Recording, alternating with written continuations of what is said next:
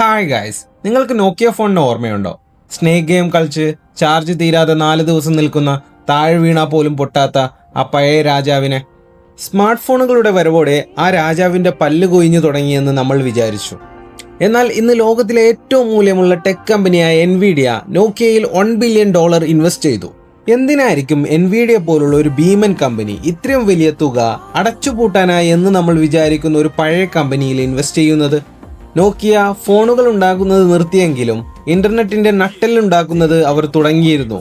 5G 6G വർക്കുകൾ, അതായത് എൻവിഡിയയുടെ AI ചിപ്പുകൾ ഉണ്ടാക്കുമ്പോൾ അതിൽ ചിപ്പുകൾക്ക് വേഗത്തിൽ കമ്മ്യൂണിക്കേഷൻ സഞ്ചരിക്കാൻ വേണ്ടിയുള്ള റോഡുകൾ ഉണ്ടാക്കുന്നത് നോക്കിയാണിപ്പോൾ. നോക്കിയ നമ്മൾ കരുതുന്ന പോലെ മരണക്കിടക്കയിലല്ലായിരുന്നു. അവർ അടുത്ത തലമുറയ്ക്ക് വേണ്ടി ഇന്റർനെറ്റ് നിയന്ത്രിക്കാൻ വേണ്ടി നിശബ്ദമായി ശക്തി നേടുകയായിരുന്നു. ഇതൊരു തിരിച്ചുവരവിന്റെ കഥയാണ്.